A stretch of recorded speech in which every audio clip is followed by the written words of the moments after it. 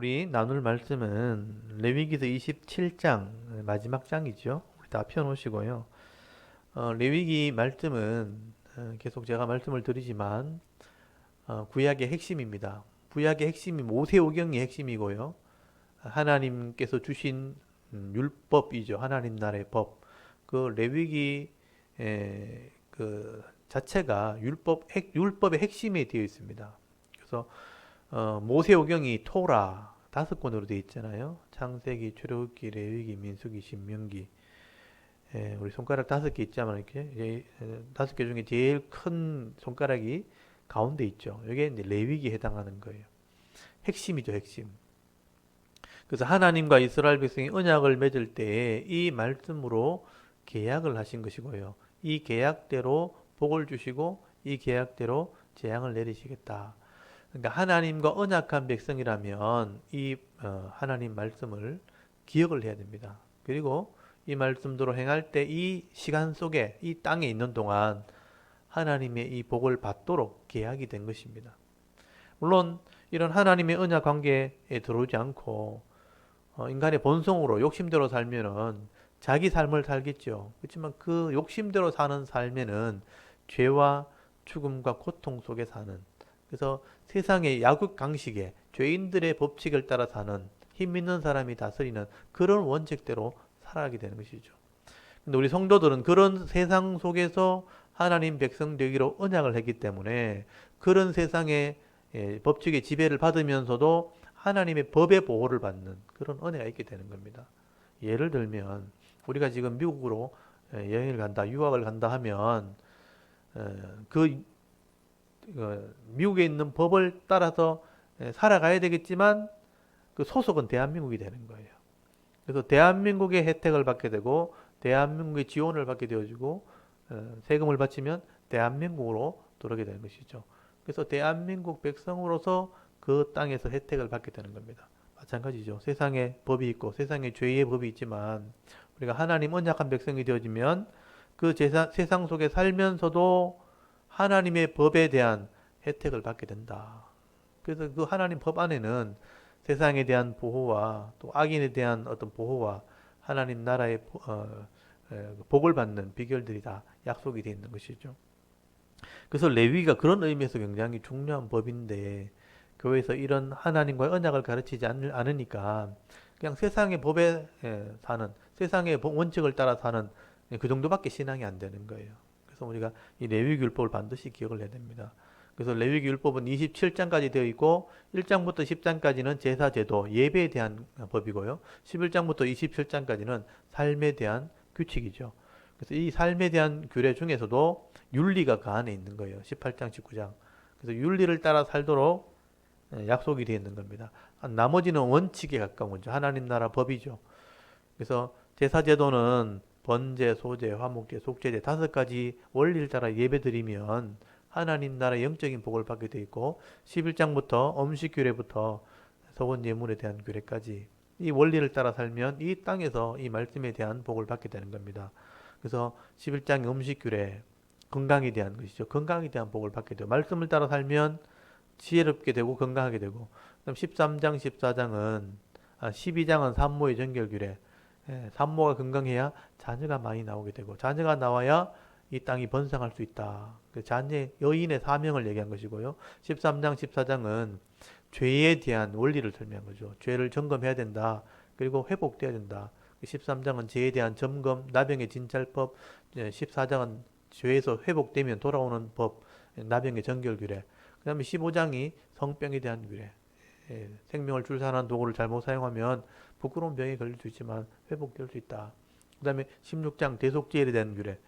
1년에 한 번은 회개하는 날. 모든 사람이 죄인이라는 것을 인정해야 된다. 그 다음에 17장 피에 대한 규례.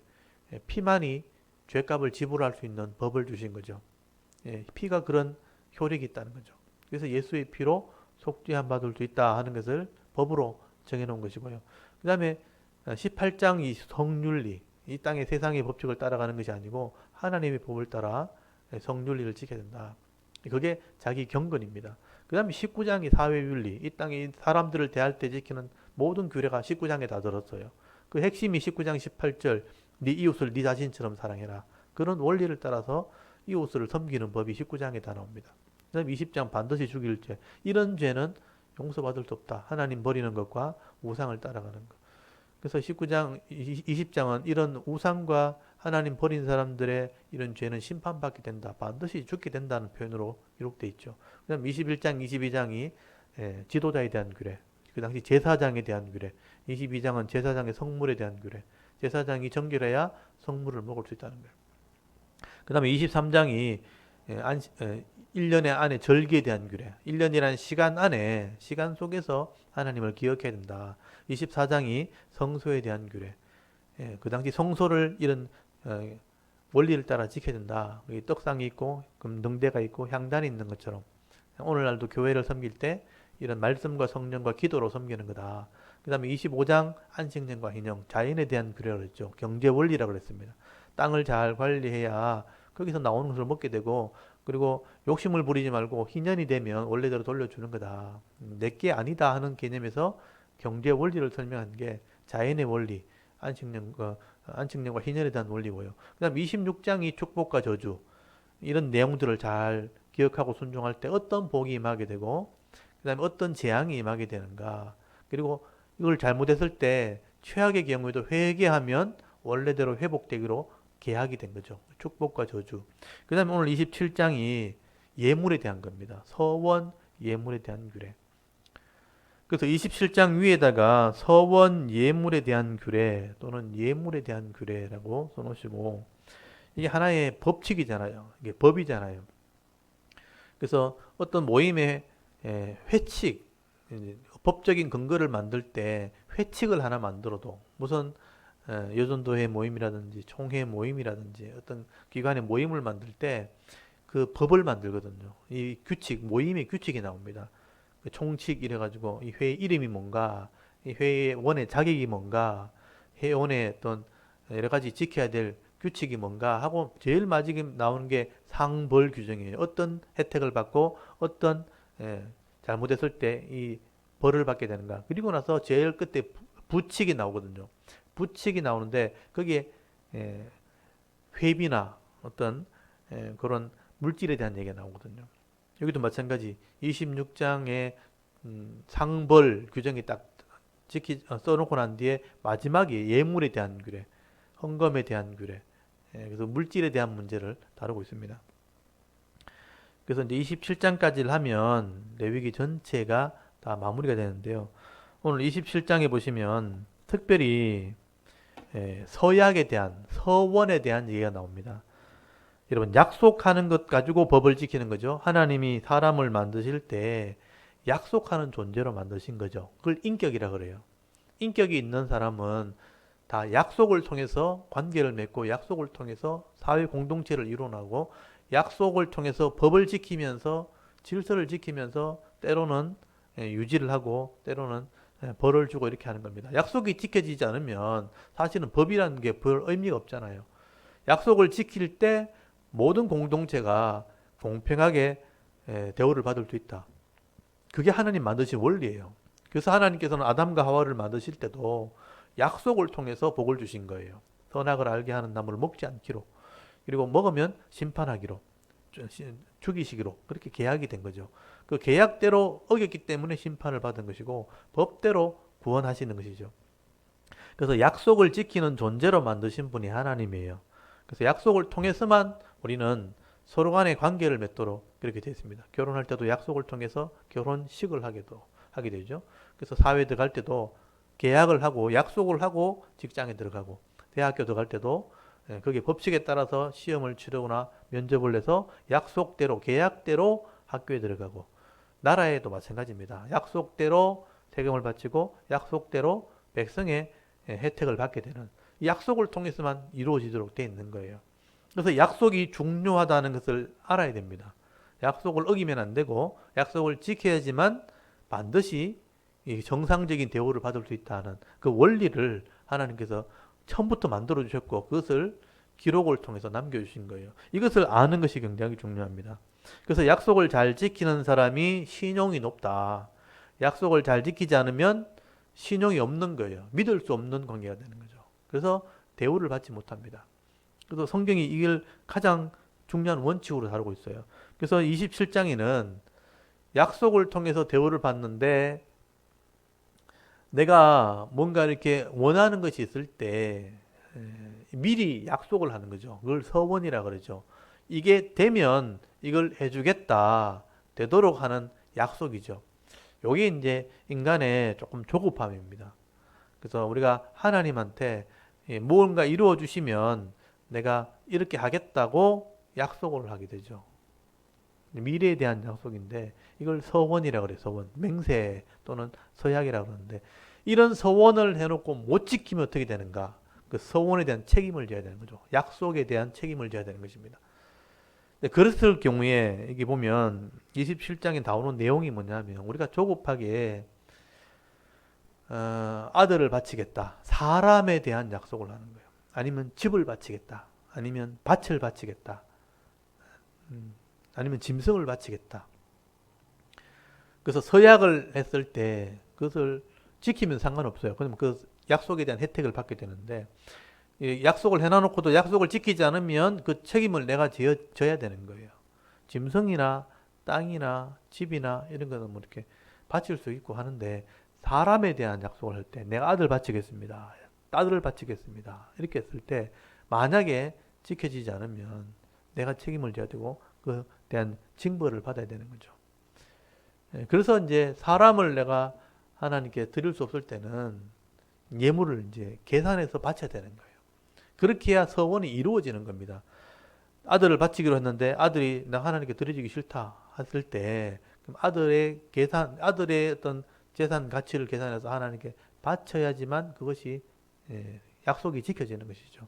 이렇게 해서라도 약속을 지켜야지만 복을 받도록 되는 거죠. 그게 정상적인 겁니다. 그래서 우리가 서원은 약속은 반드시 지켜야 된다는 원칙이 먼저 있어야 돼요. 하나님의 법에 기록이 되어 있습니다. 그래서 거기 보시면 여러분 27장 1절 한번 보십시오. 여호와께서 모세에게 말씀하여 이르시되 이스라엘 자손에게 말하여 이르라. 이스라엘 자손이니까 모든 백성이 알아야 될 내용이죠. 만일 어떤 사람이 사람의 값을 여호와께 드리기로 분명히 서원하였으면 너는 그 값을 정할지니.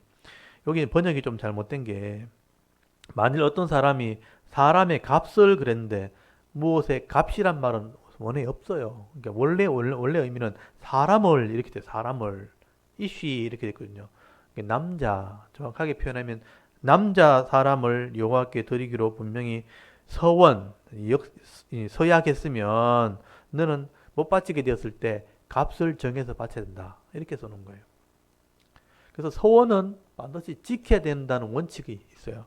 그래서 우리 한 구절 제가 찾아드릴 텐데 신명기 23장 21절 한번 찾아보십시오. 신명기 23장 21절. 여러분 이거는 성도들에게만 해당되는 게 아니고 모든 인간에게 해당되는 거죠. 약속은 반드시 지켜야 되도록 그렇게 하나님 원칙을 정해놓으신 거예요. 그래서 약속을 어기면요 반드시 그 값을 치르게 되어 있습니다. 사람에게서 치러야 되고 사람이 안 치르면 하나님이 치릅니다. 그래서 이 약속이라는 게 그만큼 중요하다는 거예요. 여러분 23장 21절 한번 펴주십시오. 신명기 23장 21절에서 23절까지를 한번 읽어봅니다. 신명기 23장 21절부터 23절까지 읽겠습니다. 시작. 네 하나님 여호와께 서원하거든 갚기를 더디하지 말라. 네 하나님 여호와께서 반드시 그것을 네게 요구하시리니 더디면 그것이 네게 죄가 될 것이라. 네가 서원하지 아니하였으면 무죄하리라. 그러나 네 입으로 말한 것은 그대로 실행하도록 유의하라. 무릇 자원한 예물은 네 하나님 여호와께 네가 서원하여 입으로 언약한 대로 행할지니라. 아멘. 여러분 이 서약, 서원, 하나님과 약속하는 것은요 반드시 지켜야 됩니다. 그래서 이성이 깨어나는 어른이 성년이 되어서 함부로 약속하면 안 되는 거예요. 약속하면 지키면 복이 됩니다. 근데 지키지 않으면 죄가 된다. 반드시 하나님이 요구한다라고 되어 있어요. 그래서 함부로 약속하면 안 되는 거예요. 지킬 수 있는 것까지만 약속하는 게 지혜로운 겁니다. 그래서 지키지 못하면 죄가 될 것이고 네 입으로 말한 것은 반드시 행해야 된다. 이게 원칙이에요. 그래서 하나님도 약속하신 대로는요, 반드시 지키는 겁니다. 그래서 하나님이 약속의 말씀을 써놨잖아요. 그래서 구약, 옛날 약속, 신약, 그러니까 이스라엘 백성들을 하나님 백성 되기로 하고 이렇게 순종하는 자는 하나님 백성 되기로 약속돼 있고, 신약에는 예수를 믿고 이 약속 내용은 똑같아요. 이 내용을 지키기로 하면 하나님 백성이 되는 약속을 했죠. 그래서 약속을 하나님 지키는 거예요. 하나님은 약속을 지키시기 때문에 신실하신 분이고 믿을 수 있는 분이에요. 왜냐하면 역사 속에서 하나님이 이 약속을 한 번도 안 지킨 적이 없고 어긴 적이 한 번도 없어요. 역사 속에 이게 다 이루어졌다는 것을 성경이 증거를 하고 있는 거예요. 그래서 구약 시대부터 아담 시대부터 종말 시대까지 이 약속을 써놨는데 다 지켜졌고 다 이루어졌어요. 심지어 하나님께서는요, 해와 달과 별들의 약속, 이 돌아가는 천체가 돌아가는 이 하나님의 약속대로, 이 법대로 지금도 운행을 하고 있다는 거예요. 한 번도 어기지 않고 이 전체가 약속대로 돌아가고 진행되는 것처럼 하나님의 말씀도 반드시 역사 속에 이루어지고 있다는 거예요. 이걸 확인하는 사람이라면 하나님은 믿을 수 있는 분이라는 것을 알게 돼요. 그렇기 때문에 우리가 하나님과 언약한 사람이라면 우리도 반드시 지켜야 된다. 못 지키면 그거는 벌이 되는 거다. 죄가 되는 거다. 그래서 하나님이 벌을 주실 수 있는 거예요. 이게 원칙이란 말이에요. 이걸 반드시 기억해야 됩니다. 그래서 이 원칙을 지키는 사람은 사람들 간의 약속도 지켜야 되는 거죠. 그래서 신령이 있다, 믿을 수 있다라는 말을 듣게 되고 그 사람을 믿음 있는 사람이라고 말하게 되는 겁니다.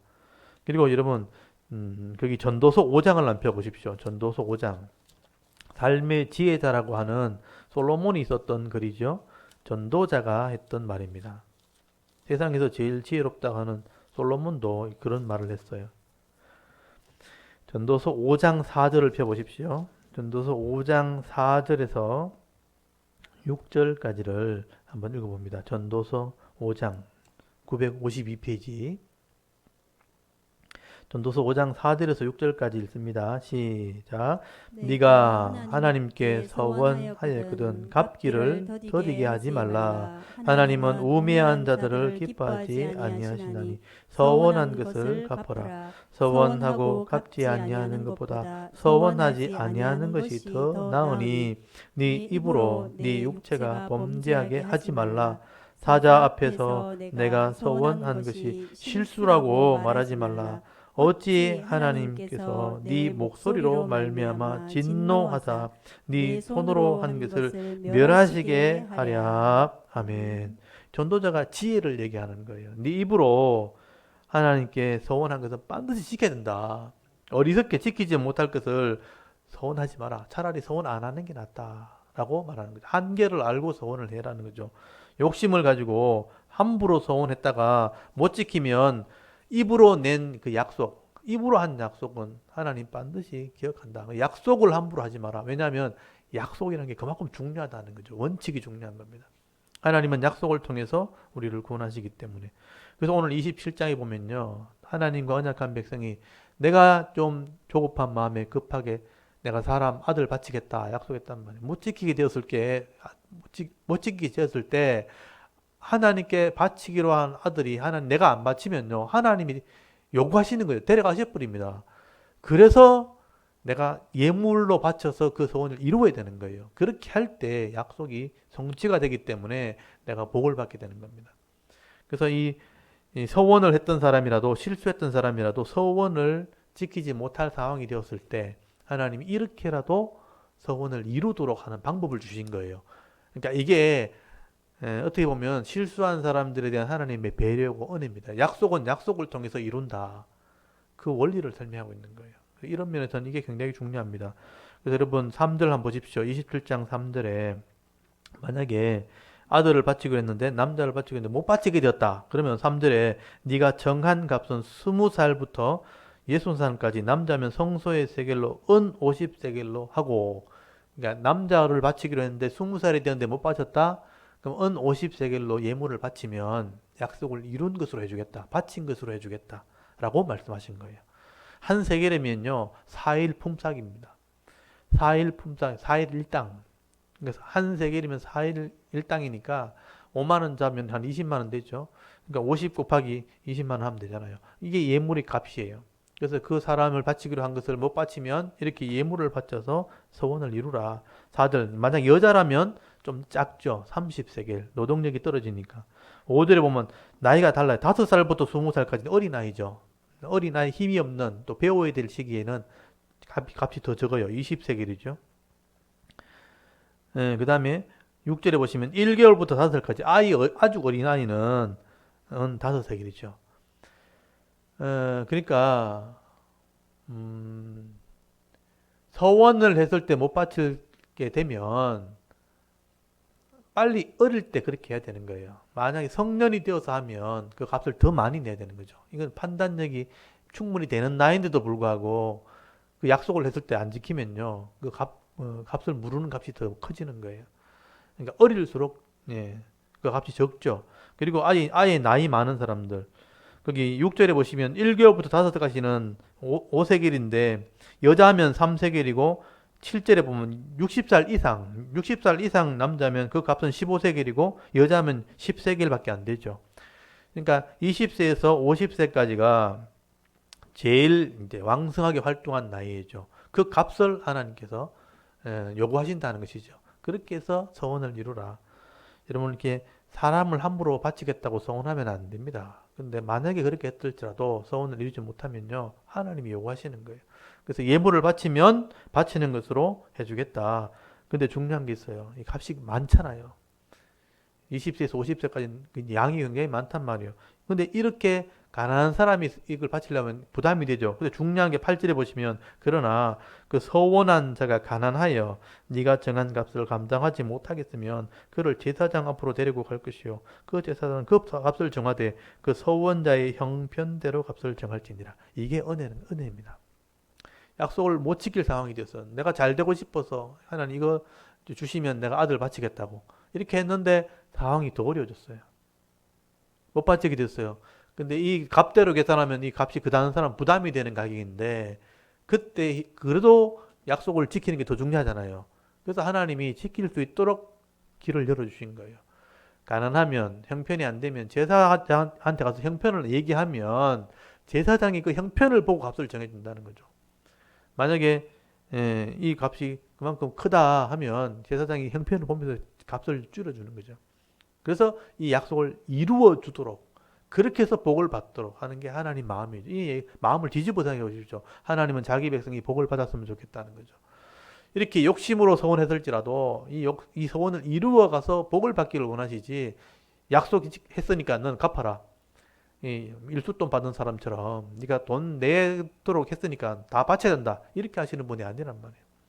약속 지킴으로 성취되게 하시는 분이 하나님이에요.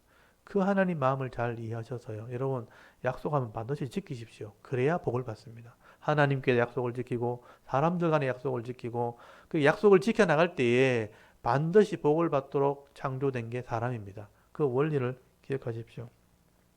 그리고 9절에 보시면 서원을 한 예물, 원래 구절에는 서원이라는 것은 없어요. 그냥 예물을 바치기로 했을 때, 가축을 바치기로 했을 때는요, 그냥 가축을 바치면 되는 거죠. 근데 10절에 가축을 바치려고 했는데 이게 너무 건강하고 좋은 거고, 좀 안 좋은 게 있어요. 바꾸면 안 돼요. 그 바치기로 한 그 예물을 그냥 바쳐야 되는 거죠. 그래서 10절에 그것을 변경하여 우열간에 바꾸지 못할 것이요. 혹 가축으로 가축을 바꾸면 둘 다 거룩할 것이며. 그게 욕심이란 말이에요, 욕심. 하나님께 드리는 예물은 욕심대로 드리는 게 아니라는 뜻입니다. 이걸 바치기로 했으면 그냥 바치면 되는 거예요. 그러면 하나님께서 반드시 그 예물에 대한 복을 주신다는 거예요. 믿음으로 바치는 거지. 아, 이거 아깝다 하고 다른 거 바꾸면 둘 다 하나님이 다 취해 가십니다. 그게 법이에요. 원리예요. 그게 신앙이라니까요. 그 원리를 알고 여러분 하나님을 섬기셔야 돼요. 하나님은 욕심으로 섬기는 게 아닙니다. 내 잘 되려고 내 이만큼 부자 되게 해주시면 이만큼 바칠게요. 이렇게 해서 하나님께 예물 바치는 게 아닙니다. 하나님 법대로 순종하다 보면요. 하나님이 잘 되게 해주시는 거예요. 그래서 약속을 잘 지키는 사람이 이 약속을 잘 지킨다는 개념은요. 하나님의 순리대로 말씀에 순종하는 삶을 사는 사람은 반드시 복을 받도록 되어 있습니다. 그리고 11절에 부정한 것은 예물로 드릴 수 없어요. 하나님께 드리기로 했는데 이게 못 바치는 부정한 것이 돼버렸어요. 그럼 5분의 1을 더해서 하나님 예물을 바쳐야 돼요. 하나님께서 잘못했기 때문에. 그래서 여기 13절에 만일 그가 그것을 물으려면 네가 정한 값에 그 5분의 1을 더할지니라 라고 되어 있고요. 그 다음에 14절에 보시면 집을 만약에 내가 바치기로 약속했다. 그러면 집을 바치면 되고, 만약에 집을 못 바치면 집에 대한 어떤 가격을 책정해서 하나님께 바치면 됩니다. 그래서 15절에 보시면 만일 그 사람이 자기 집을 물으려면 네가 값을 정한 돈에 5분의 1을 더할지니 그리하면 자기 소유가 되리라. 내가 이 집을 바치기로 하나님께 약속했어요. 그러면 하나님께 바쳐진 거예요, 그거는. 근데 이게 바치기에 좀 힘들어졌다. 안 되게 내가 그냥 써야 되겠다 하면 이 값에 집의 가격의 5분의 1을 더해서 하나님께 예물로 바치면 이 집을 내가 쓸 수 있는 거예요. 그렇게 해서 약속을 지킨다 하는 것입니다. 그 다음에 16절에 밭을 내가 바칠 경우는 어떻게 하는가? 밭을 바칠 경우는 하나님께 그냥 드리면 그게 제사장의 하나님의 그 당시엔 이제 성소의 것이 성소를 지키는 제사장이기 때문에 제사장의 소유가 됩니다. 근데 이 바칠 경우에 땅일 경우에는 좀 문제가 뭐냐 하면 희년이 되면 원래 주인에게로 돌아가도록 되어 있는 거예요. 그래서 이제 밭을 내가 무르고 싶다. 내가 밭을 바치기로 했는데 그냥 내가 써야 되겠다 하면 그 밭의 가격이 정해지는데 이 밭의 가격이 어떻게 정해지냐면 희년에 따라 다른 거죠. 희년이 가까우면 밭이 싸지고 희년이 금방 지났으면 값이 비싸지는 거예요. 그 값에 5분의 1을 더해서 바치면 되는 거예요. 그래서 밭을 무르면 된다. 그렇게 말씀을 하게 되는 거죠. 그리고 이제 거기 19절 보시면 만일 밭을 성별하여 드린 자가 그것을 물으려면 그러니까 밭을 드리기로 했는데 이 밭을 내가 쓰고 싶다 하면 네 값을 정한 돈에 5분의 1을 더할지니 그리하면 그것이 자기 소유가 원래대로 내 것이 사용할 수 있는 땅이 된다라고 설명하는 것이죠. 그리고 20절 만일 그가 밭을 무르지 아니하거나 타인에게 팔았으면 다시 무르지 못하고 희년이 되어서 그 밭이 돌아오게 될 때는 여호와께 바친 성물이 되어 영령이 드린 바와 같이 제사장의 기업이 될 것이며 그래서 하나님께 그냥 바쳤으면 이거는 하나님 것이 된다 이런 의미죠. 그래서 하나님이 그 당시 제사장이 그걸 관리하니까 제사장이 관리하게 되는 것이다. 그렇게 설명을 하는 것입니다. 근데 이 밭을 바치는 문제 때문에 신약 성경에 보면 사도행전의 5장에 보면 아나니와 삽비라 얘기가 나온 거죠. 그때 레위인이었던 그 바나바라는 사람이 요셉이라는 별명을 가지고 있었죠. 요셉 이름이 요셉인데 바나바라는 별명을 가지고 있었죠. 그러니까 온유하고 이렇게 다른 사람의 선을 베푸는 그런 성품을 가진 사람이었는데 레위인은 원래 밭이 없어요. 근데 자기가 밭을 가지고 있으니까 이걸 하나님께 드린 것이죠. 하나님께 서원해서 드린 것이며 그래서 레윈이 바나바가 밭을 드리는 걸 보고 칭찬을 받는 걸 보면 아나니아 삽비라 욕심이 난 거죠. 우리도 우리 소유지만 밭을 드리겠다고 약속을 한 거예요. 서원을 한 거죠. 그래서 사도행전 5장에 보시면 밭을 이제 값을 감정을 팔았는데 가격이 너무 많이 나온 거예요. 너무 많이 나와서 일말을 숨기고 그냥 바친 겁니다. 그러니까 여러분 밭을 바치기로 서원했으면 그걸 물으려면 5분의 1을 더해서 하나님께 바쳐야 되거든요. 그게 원래 이 레위기 율법이에요. 근데 그걸 숨겼으니까 하나님의 것을 뺀 거 되는 거죠.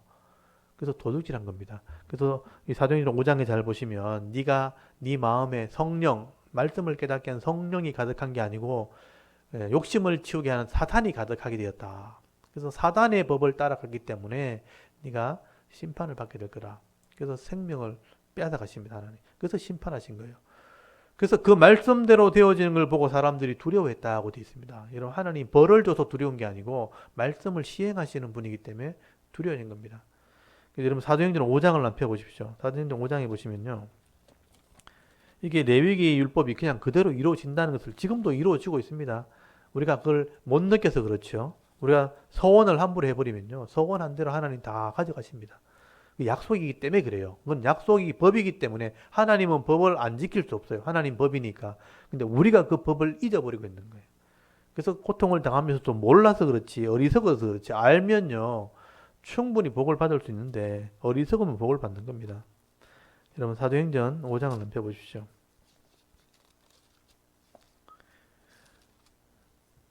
5장 1절에 보시면 아나니아라 하는 사람이 그 아내 삽비라고 더불어 소유를 팔았다고 했죠.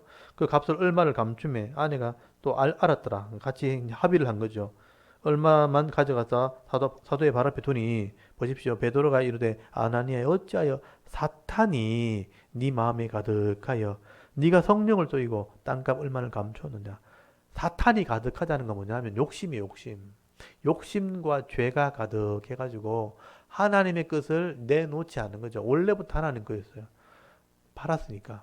근데 그걸 훔친 거죠. 그래서 그거를 회개하지도 않죠. 그러니까 사도들이 발 앞에 두었을 때 지적을 했으면 회개를 했어야 되는 거죠. 값을 지불했으면 되는 건데 회개하지 않으니까 심판을 받게 된 거죠. 그래서 4절에 보면 땅이 그대로 있을 때 네 땅이 아니니 판회도 네 마음대로 할 수 없더냐. 어찌하여 그러니까 네 마음대로 할 수 없더냐라는 말은 네가 할 수 있지 않느냐. 근데 그렇게 하지 않았다는 거예요. 어찌하여 이 일을 네 마음에 두었느냐. 사람에게 거짓말하는 것이 아니요 하나님께로다 할 때 그 자리에서 혼이 떠났어요. 하나님 데려가신 거예요. 여러분 혼이 저절로 떠납니까? 하나님이 데려가시는 거예요. 하나님이 심판하신 거예요. 그러니까 이게 일벌백계라는 거예요. 그러니까 제사장이 다른 불을 가지고 하나님께 예배드리다가 나답과 아비후를 하나님 죽이셨잖아요. 이 한 사람이 죽음을 통해서 많은 사람에게 교훈을 주는 것처럼 그 당시 초대교회 이 아나니아 삽비라를 통해서 한 사람의 징벌을 통해서 말씀대로 되어지는 것을 통해서 많은 사람들이 교훈을 받도록 하려고 이렇게 하신 거예요. 그래서 이제 이 사람 영혼이 떠났고 그 다음에 아내도 똑같이 속이게 될 때 같이 영혼이 떠났다고 되어 있죠. 하나님이 데려가신 것이죠. 그래서 이 모습을 보고 사람들이 두려워했다. 거기 5절 끝에 보시면 사람들이 다 크게 두려워했다고 되어 있고 이 아내 아나니아 삽비라죠. 삽비라가 떠났을 때도 11절에 온 교회와 이 일을 듣는 사람들이 다 크게 두려워하게 되었다. 하나님의 말씀이 그대로 이루어진다 하는 것을 알게 된 거예요. 그래서 말씀대로 믿고 따르니까 표적이 나타나고 이적이 나타나고 하나님이 살아계신 증거가 나타나는 거죠. 여러분 불신자가 가득한 곳에 가면 이런 실제적인 변화가 나타납니다. 근데 성도가 가득한 곳에는요. 우리가 하나님 말씀대로 다 하기 때문에 그런 게 잘 안 나타나죠. 그렇지만 불신자들의 세계 속에는요. 이런 것이 나타납니다. 그래서 극하게 빼앗기기도 하고 없어지기도 하고 망하기도 하고 실패하기도 이런 일이 벌어지게 되는 거예요. 여러분 하나님께서 그냥 이 땅을 다스리시는 것 같지만 그렇지 않습니다. 법대로 다스리는 거예요. 사람들끼리 약속을 안 지키면요. 그 법에 대한 대가를 받도록 되어 있어요. 어느 순간 갑자기 사람이 죽기도 하고 어느 순간 사람이 망하기도 하고 그런 일들이 일어나게 되는 겁니다. 우리는 지금 다 그걸 판단할 수 없지만 하늘나라 가면 그 재판석에 가면 그걸 다 우리가 들을 수 있고 보게 될 겁니다. 하나님께서 그렇게 법대로 시행하시는 분이라. 여러분 생명을 주신 분도 하나님이고요. 이 법을 주신 분도 하나님이고 법대로 살아가도록 하시는 분도 하나님이요. 원리를 잘 아는 것은 지혜고 모르면 어리석은 겁니다. 그래서 하나님 법에 써둔 대로 실제로 운행이 된다는 것을 저도 성경을 통해서 보고 배워서 알게 된 거예요. 아 이게 그냥 우리 돌아가는 게 아니구나. 인류의 법칙이 모든 것이 자연의 법칙이 돌아가는 것처럼 계절이 바뀌고 해와 달과 별들이 돌아가는 법칙대로 돌아가듯이 우리 인생도 사람이 많으니까 복잡해 보이지만 사실은 하나님 법대로 다 하나님이 심판하시고 복을 주시는구나. 여러분 이 법을 아는 것이 지혜입니다. 하나님을 아는 것이 지식의 근본이고요. 하나님 말씀대로 살아가는 것이 복을 받는 비결이라는 것을 성경은 얘기를 하는 것이죠. 그래서 오늘 레위기 27장에 밭을 팔기로 계약해 놓고 그것을 값을 감춘 아나니아 말씀대로 심판을 받게 된 것을 성경에 기록해 놓은 것입니다. 그래서 레위기 27장으로 돌아오시면요. 밭을 팔았을 경우에는 그 당시에는 이제 이 희년이라는 게 있기 때문에 희년을 따라서 희년이 되면 하나님께 돌아가고요. 만약에 이런 밭을 두고 다른 사람이 팔았잖아요. 그 밭을 산 사람이 만약에 이 사람이 하나님께 밭을 바치기로 소원했다. 그럼 원래 주인은 이 사람이고 나는 산 사람이죠. 근데 이게 하나님께 바치게 되면요. 희년이 되면 원래 주인에게 돌아갑니다. 그래서 그런 원칙이 그 당시에 있었어요. 희년이 있기 때문에 그렇습니다. 보십시오.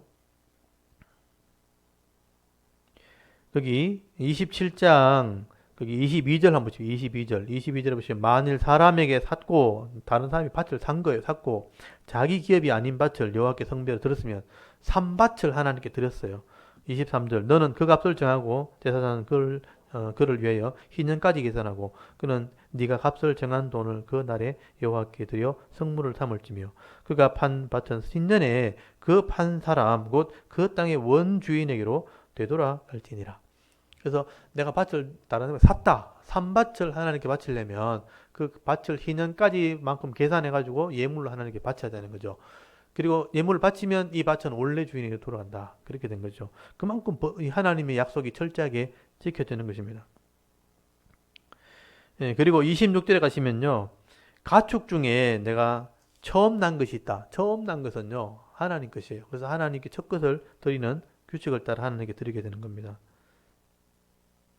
그리고 27절 이 짐승이 부정해서 못 드리게 되었다. 그럼 5분의 1을 더해서 예물을 바치면 되는 겁니다.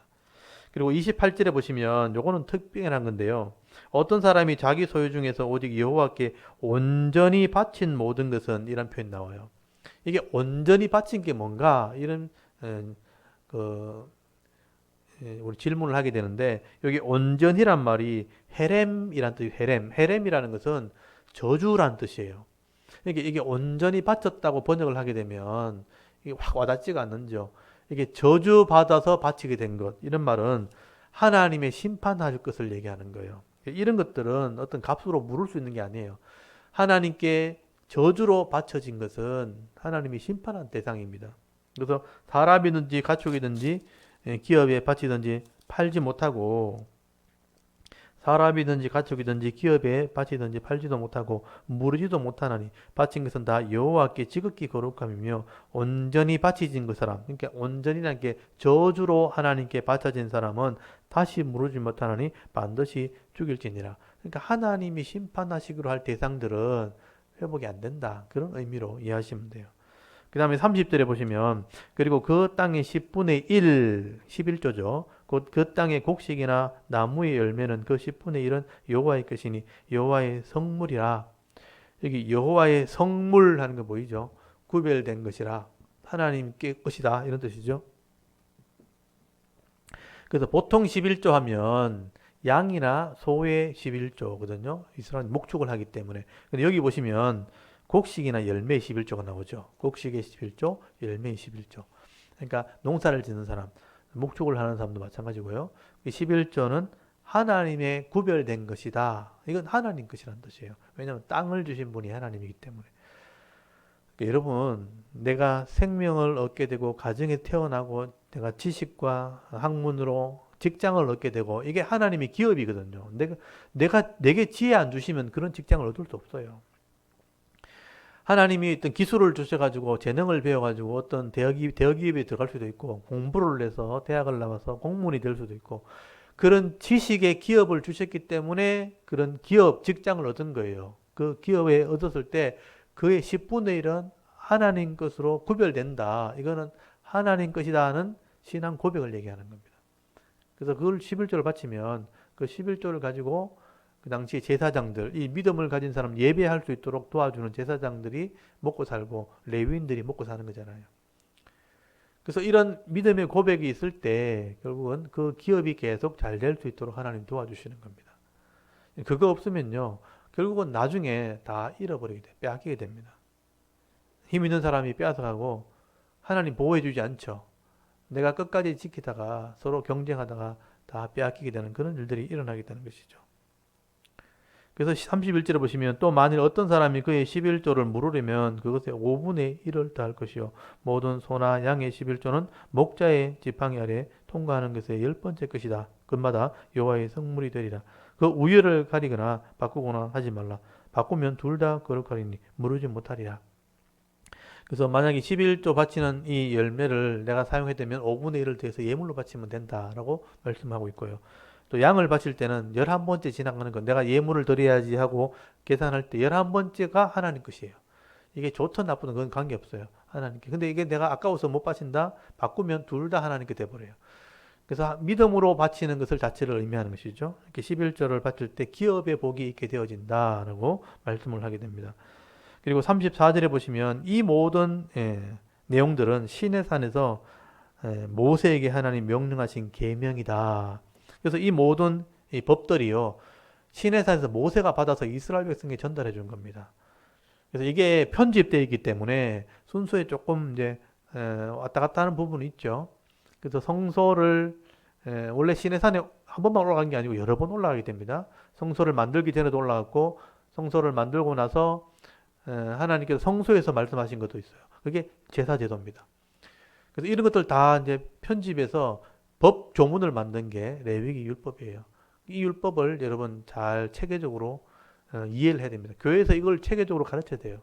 그래서 제사 제도의 부분, 삶에 대한 규례, 큰 원리, 큰 원리와 그 안에 들어있는 윤리, 윤리는 실제적인 우리 삶에 대한 얘기죠. 18장과 19장은 윤리입니다. 그래서 이제 이 윤리와 원칙들을 잘 기억하면서 순종하며 살아가게 되어지면 하나님과의 관계 속에서도 백성의 보호를 받고 복을 받도록 되어 있고요. 사람들의 속에서도 신뢰를 받도록 되어 있는 겁니다. 그래서 사람을 존중히 여기고 또 하나님 주신 것을 가지고 섬기는 자의 삶을 살기 때문에 불신자들이 볼 때는요. 아주 이제 격식 있고 예의 바른 사람으로 보이게 돼 있어요. 말씀대로 반드시 살게 되면 불신자들이 욕심을 자기 욕심대로 살아가는 사람이 볼 때는요. 배려하는 사람으로 보이고 아주 예의 바른 사람으로 보이게 됩니다. 그게 하나님을 믿는 사람들, 하나님과 언약한 백성들이에요. 그래서 예수님께서 말씀하실 때 너희들이 세상에 들어가면 빛처럼 빛나게 될 거다. 소금처럼 쓰임받게 될 거다라고 표현한 거죠. 너희 착한 행실을 통해서 불신자들이 우리를 보고 하나님께 영광을 돌리게 해라. 그게 마태복음의 예수님 설교예요. 그래서 이런 율법을 기억하는 삶이 그만큼 사람을 수준을 높인다는 것입니다. 그래서 이것을 알고 순종했으면 좋겠습니다.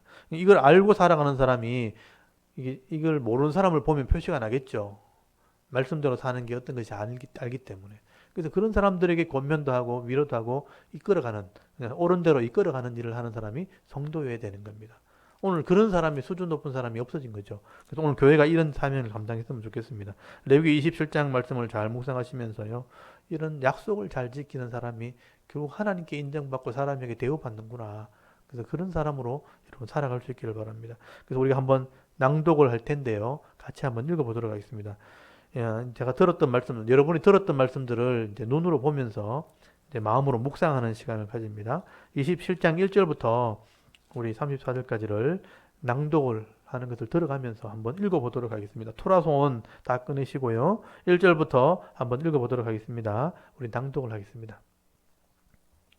레위기 27장 여호와께서 모세에게 말씀하여 이르시되 이스라엘 자손에게 말하여 이르라.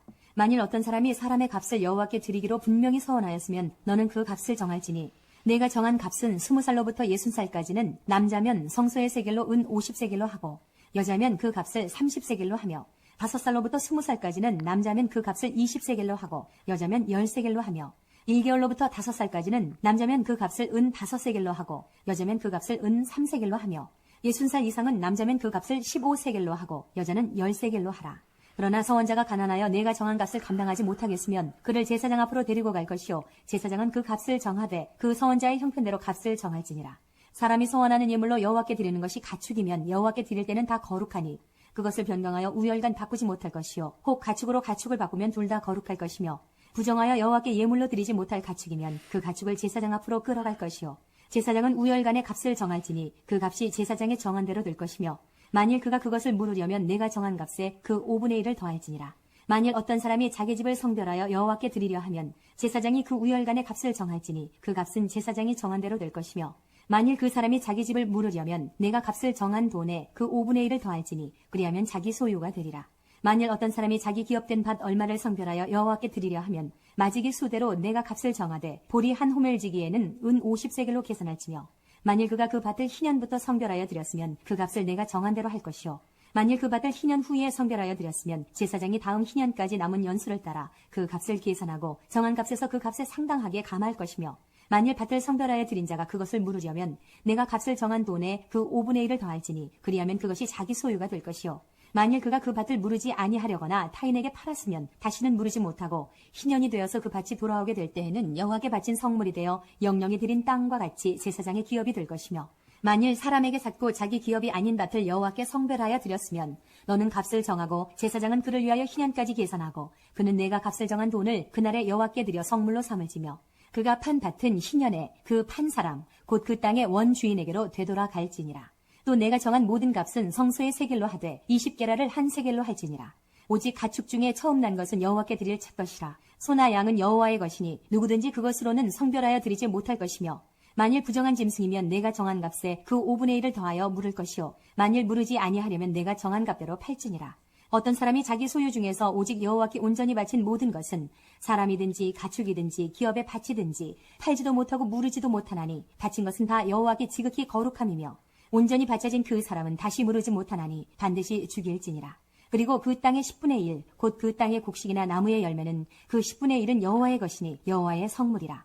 또 만일 어떤 사람이 그의 11조를 물으려면 그것에 5분의 1을 더할 것이요 모든 소나 양의 11조는 목자의 지팡이 아래로 통과하는 것의 10번째의 것마다 여호와의 성물이 되리라.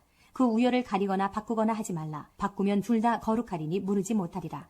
이것은 여호와께서 시내산에서 이스라엘 자손을 위하여 모세에게 명령하신 계명이니라. 아멘. 네, 여기까지 우리 레위기 말씀을 우리가 다 나누는데요. 레위기 말씀은 이스라엘 백성과 하나님이 언약했을 때 주신 하나님 나라의 법이고 또 계약의 내용입니다. 그래서 우리가 이것을 기억하고 순종하게 될 때 이 법에 기록된 대로 복을 받도록 약속이 되는데 우리가 이것들을 확인을 할 수 있어야 돼요. 이 약속을 이스라엘 백성이 했고 여러분 이 법이요 변하지 않는 거예요. 이스라엘 백성들뿐만 아니라 이게 이방인에게도 전달이 된 거죠. 여러분 신약 시대는요. 예수님 시대 신약 성경이 아직 없었어요. 구약의 율법이 주어진 것이고 그 율법대로 신약의 하나님의 백성이 된 거예요. 그렇다면 우리도 이 법을 기억해야 이 법대로 계약을 하게 되고 이 법대로 살아야 이 땅에서 복을 받도록 약속이 된 겁니다. 그런데 이 약속은 잊어버리면 안 돼요. 없어지지도 않아요. 이 법대로 약속이 됐기 때문에. 그래서 이 법이 그만큼 중요하기 때문에 성경에 기록해 놨고요. 이 레위기의 말씀이 어떻게 이스라엘 백성들에게 이렇게 전달되었는가 하는 과정을 설명한 게 창세기 출애굽기입니다. 그 창세기 출애굽기를 이제 다음 주부터 배울 텐데, 요거는 이제 레위기에 대한 배경이 되는 역사적인 내용이에요. 다음 주에 배교하고 오늘은 이 말씀을 따라서 우리가 하나님 법을 잘 지키는 성도가 되게 하옵소서. 그래서 시편 1편에 보시면요. 복 있는 사람은 악인의 길을 따르지 아니하며 죄인의 길에 서지 아니하며 오만한 자들의 자리에 앉지 아니하고 오직 여호와의 율법, 아까 레위기 율법이죠. 율법을 즐거워하여 그 율법을 주야로 묵상하는도다. 복 있는 사람은요. 율법을 주야로 묵상해요. 그 말씀대로 살려고 애를 쓰면 시냇가에 심긴 나무처럼 철을 따라 열매를 맺게 되고 그 잎사귀는 마르지 않게 되어지고 그가 하는 모든 일이 다 형통하게 되겠다고. 이게 의인이라고 그렇게 약속을 하셨습니다. 오늘도 여러분 이 말씀을 따라서 일주일 동안 세상을 살아갈 때 하나님 법을 따라 순종하는 백성이 되게 하옵소서. 오늘 주일 들었던 말씀들 또 기도에 대한 교훈 남자는 남자대로 여자는 여자대로 아이들은 아이대로 기도하면서 승리하게 하옵소서. 우리 잠깐 기도하고 예배를 마치겠습니다. 다 같이 하나님께 한번 기도드리겠습니다. 하나님 은혜를 감사합니다.